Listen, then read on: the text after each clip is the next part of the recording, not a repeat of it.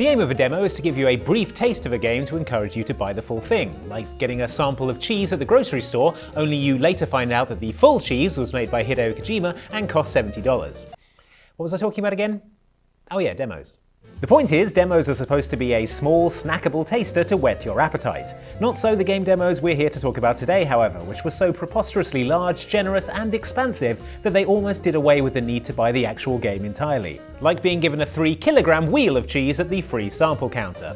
Not that we're complaining. Check out these 7 absurdly generous demos that gave away way too much, and let us know in the comments if we missed one of your favorites. Looks like we're in the clear. The capital's just through this desert. JRPGs are long games. So long that in 1987 someone named one of them Final Fantasy, confident that that would be all the game anyone would ever need for the rest of recorded time. And yet, JRPGs continue to get made, with a prominent example being 2024's Metaphor ReFantazio, a quasi-medieval fantasy RPG from the minds behind the Persona series, which features impeccable menswear and one of the most bizarre battle themes in video game history. Touch this!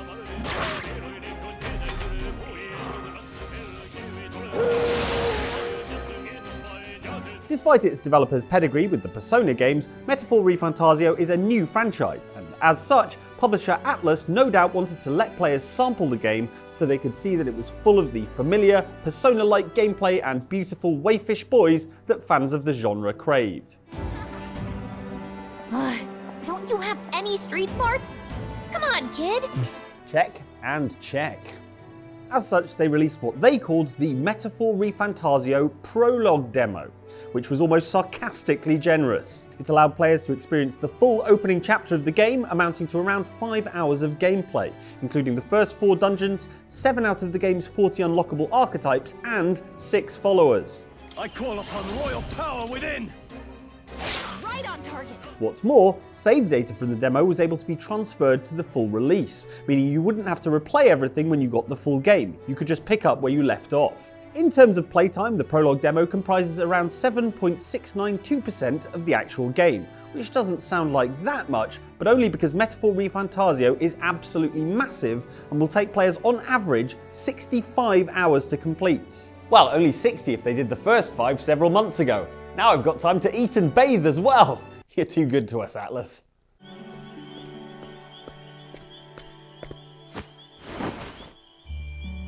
Oh, Chet, my apprentice.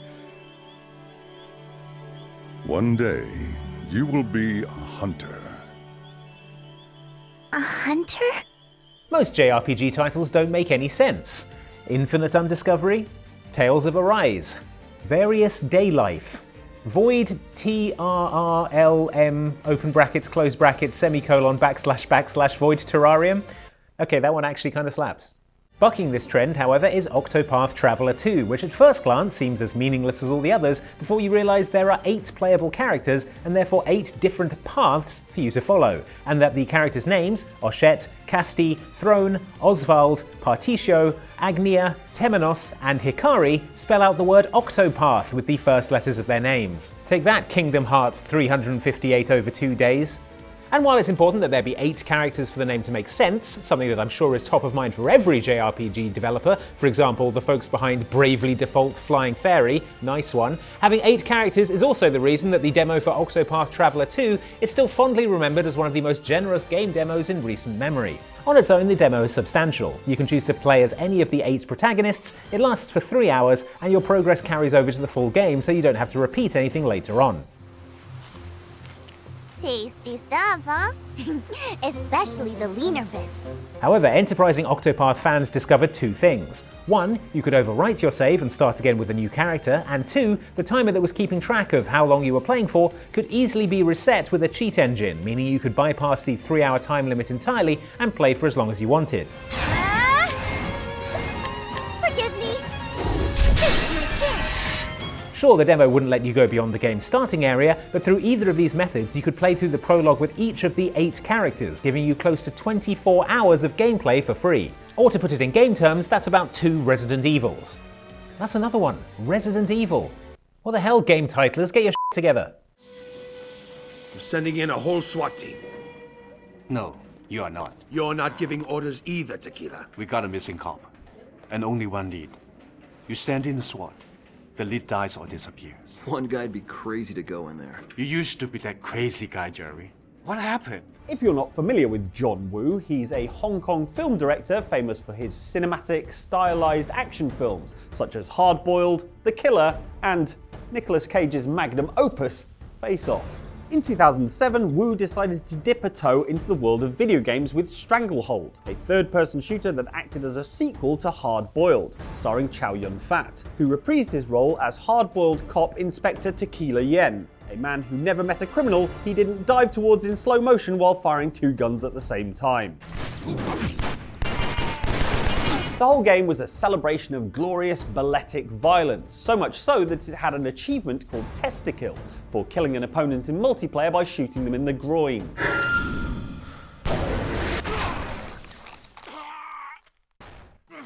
More like John Woo. Ooh! To encourage folks to discover the delights of Stranglehold for themselves, a demo of the game was released which included the first level, a grimy Hong Kong marketplace. This was a glorious sandbox for you to dive around in, shooting melons, exploding neon signs, and grinding on rails like a much more murder-minded Tony Hawk. While the demo would take about 20 minutes to beat, it did reward repeated playthroughs. Finish it once and you would unlock hard mode as well as an ability named Barrage that allowed you to slow down time and fire twice as fast.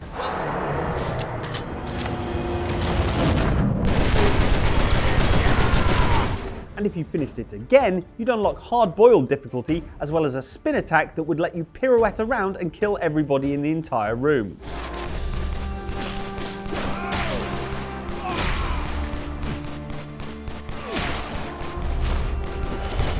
It's such a cool environment and so endlessly replayable that it was easy to sink tens of hours into the Stranglehold demo, and you could even argue that it made the rest of the game a bit redundant, as nothing in the full game lived up to the visceral thrill of jumping onto a dessert trolley in the marketplace and rolling across a room blasting everyone with your pistols.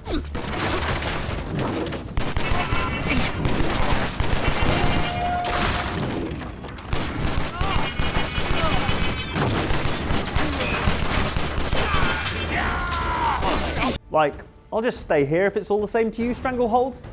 Tell the criminals to come to me.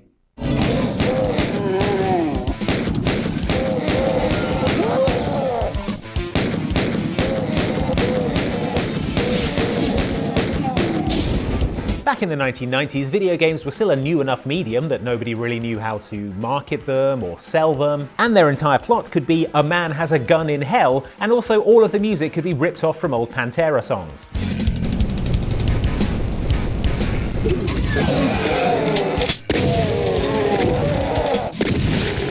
This isn't a criticism, by the way. Doom is amazing. What's even more amazing is that this lack of knowledge about marketing or salesmanship led to some absolutely astonishing decisions by today's standards, such as the shareware business model adopted by Doom, as well as many other contemporary shooters like Duke Nukem 3D and Quake. The way this worked is that the games would be split into a number of episodes, each numbering 10 or so levels. The first episode would then be offered for free as a kind of demo, with players able to unlock the other episodes by paying for the game.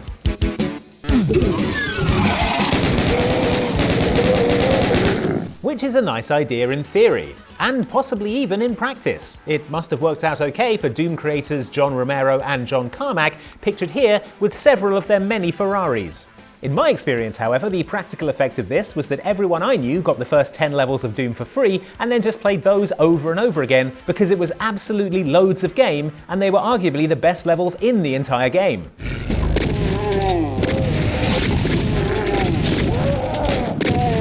Like, imagine getting all this for free. All I'm saying is there's probably a reason that nobody does this anymore.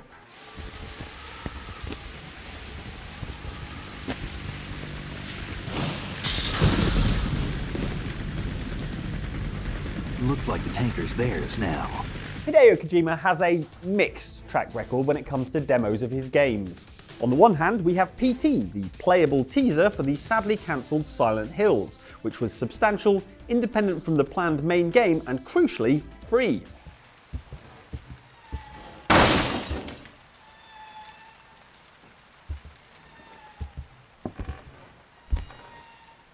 On the other hand, we have Metal Gear Solid Ground Zeroes, which, while good, was also short, and clearly content that had been sliced off from the main game of Metal Gear Solid 5, bundled up as a playable prologue, and then slapped with a $40 price tag.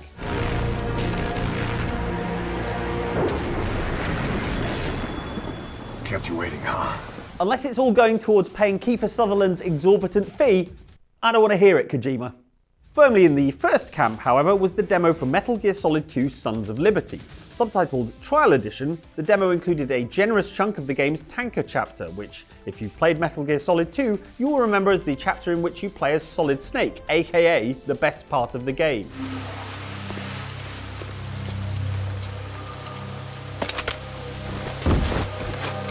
For players who hadn't played Metal Gear Solid 2 yet, and thus were unaware of the fact that the actual protagonist of the game was Raiden, a character so universally hated that he ended up having all of him from the jaw down thrown away and replaced with robot parts in Metal Gear Solid 4, this demo presented MGS2 as a lot like Metal Gear Solid 1, only a lot better looking and cooler. There was no time limit and you were free to take things at your leisure, taking time out to explore, get to grips with the different systems and controls, and hype yourself up for another game spent playing as your favourite character, Solid Snake. The terrorists call themselves Sons of Liberty. Sons of Liberty? The name of their leader is Solid Snake. The hero of Shadow Moses? So that's why you changed my code name. Psych! That'll teach you. For real though, great demo. Push! Push! Push! Yeah, this free trial's a little suckier than you thought, eh? You know what free trial doesn't suck? Final Fantasy XIV Online.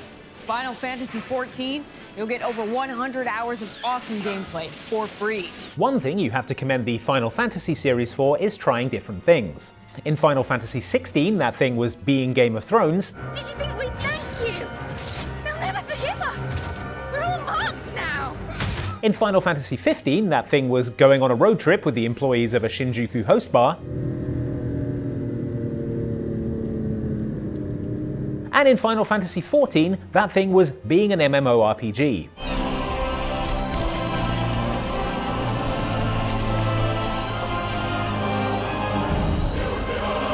As its position in the Roman numeral hierarchy would indicate, Final Fantasy XIV has actually been around for a while, with its initial release being back in 2010. However, the game has changed a lot in that time, as has its free trial, which started out pretty stingy and is now one of the most generous offers in gaming. Back in the early 2010s, those who were FF14 curious would receive a basic 2-week tryout with a level cap of 20. That soon changed to a level cap of 35 with no time limit until 2020 brought the offer of an unlimited time trial that included the entirety of Final Fantasy XIV plus its first expansion, Heavensward, up to level 60, an offer so generous it got turned into a copy-pasta meme by the more determinedly online members of the Final Fantasy community.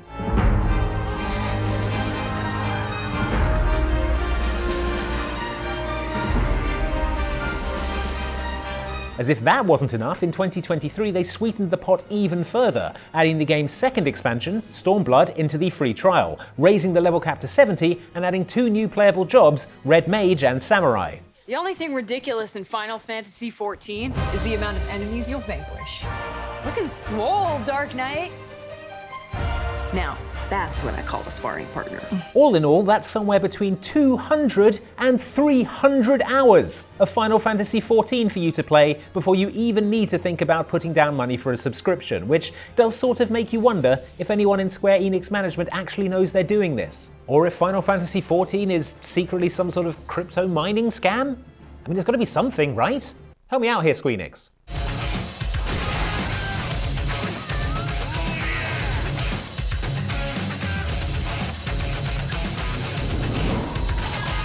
Finally on this list, we have what is undoubtedly the most generous game demo of all time, but not on purpose. Yakuza 6, The Song of Life, is a 2016 installment in the long-running crime drama series that features not only the series' trademark bone-crunching combat,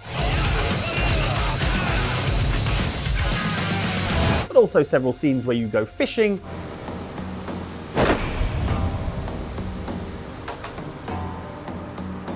and a minigame where you have to soothe a fussy baby.